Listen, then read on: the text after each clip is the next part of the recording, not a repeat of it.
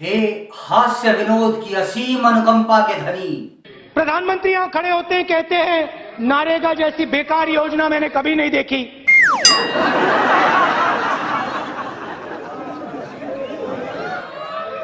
नारेगा, मनरेगा। हे राजनीतिक सूर्य को पूर्व की जगह पश्चिम से उगाने वाले, ऐसी मशीन लगाऊंगा, इस साइड से आलू घुसेगा, उस साइड से सोना निकलेगा। हे जवाब का सवाल मांगने वाले, कोई सवाल का जवाब तो मैं दे सकता हूं, लेकिन जवाब का सवाल मैं कैसे दूं? आपका संवाद न्यूज इंटरनेशनल पर तहे दिल से स्वागत है और मैं हूं संकेत चतुर्वेदी। विश्वास मानिए, मैं ज्यादा अतिशोक्ति अलंकार का प्रयोग नहीं कर रहा, पर आप तो मनुष्य की आश्चर्य की सीमाओं में ही नहीं समा सकते। यह फटी हुई जेब और यह रेंज रोवर आपकी गरीबी की तस्दीक करती है। क्या हम विनम्रता के साथ आपसे यह प्रश्न कर सकते हैं कि आपको ऐसी सलाह देता कौन? आप बीजिंग ओलंपिक्स में चाइनीज प्रीमियर के साथ क्या कर रहे थे और उन्होंने राजीव गांधी फाउंडेशन में पैसा क्यों डाला? उनके साथ तो हमारा स्वर्गीय नेहरू जी के समय युद्ध हुआ था ना, तो एक दुश्मन देश क्यों आपको पैसा भेज रहा था? माननीय, जब आप स्वयं नेशनल हेराल्ड केस में निजी मुचलके पर जमानत पर बाहर हैं, तो देश के प्रधानमंत्री पर चोर बोलने का अधिकार आपको किसने दिया? आपके अधिकांश साथी आपका साथ छोड़कर अकेले चुनाव लड़ना चाह रहे हैं। लेकिन कांग्रेस पार्टी ने ये कह दिया कि ये हमारे उम्मीदवार नहीं है, हमारे बिरादरी के नहीं है, कि हम लोगों के पास अभी कोई रास्ता बचा नहीं है, तो 48 के 48 उम्मीदवार जो है वो हम ऐलान करेंगे। क्या कारण है कि कांग्रेस की स्थिति बद से बदतर हो रही है? आप हमारी बात पर विश्वास कतई मत कीजिए, आंकड़े उठा करके देखिए, सच खुद के लिए बोलेगा। जरा इन आंकड़ों पर नजर डालिए तो आप जान जाएंगे, संवाद न्यूज इंटरनेशनल झूठ नहीं बोला करता।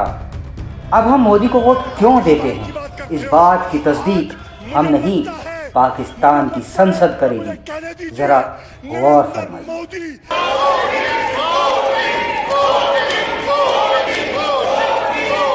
भारत ने जो किया है वो 70 सालों में किसी और सरकार ने नहीं किया था। अभिनंदन की क्या बात करते हैं?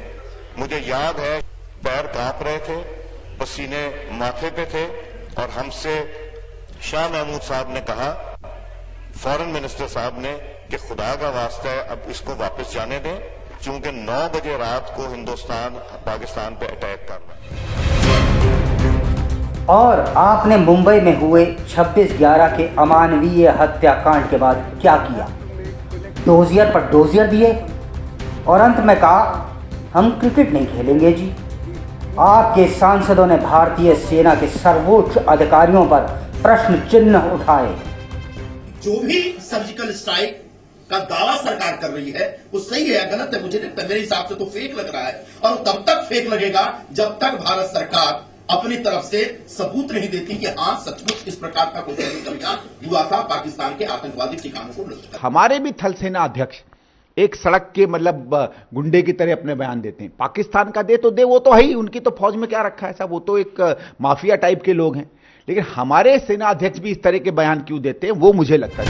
ये बयान नहीं है, ये तीर है जो कांग्रेस का ही लहू पी रहे थे। हम सिर्फ भक्त नहीं, देशभक्त हैं। हमारी नजरों से देखिए, आपको हर जगह मोदी ही नजर आएंगे।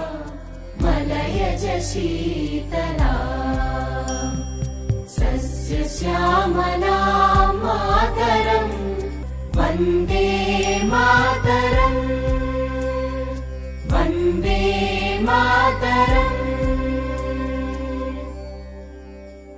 अंत में इस छोटे से वैचारिक सफर को हम विराम देते हैं और साथ ही ये कहते हैं कि आप भारत भाग्य विधाता हैं। वो क्यों हैं, पहले हम ये भी समझा दें। दरअसल लॉ मेकिंग बॉडी या कानून बनाने का जो हक है वो सिर्फ और सिर्फ भारत के संसद का होता है।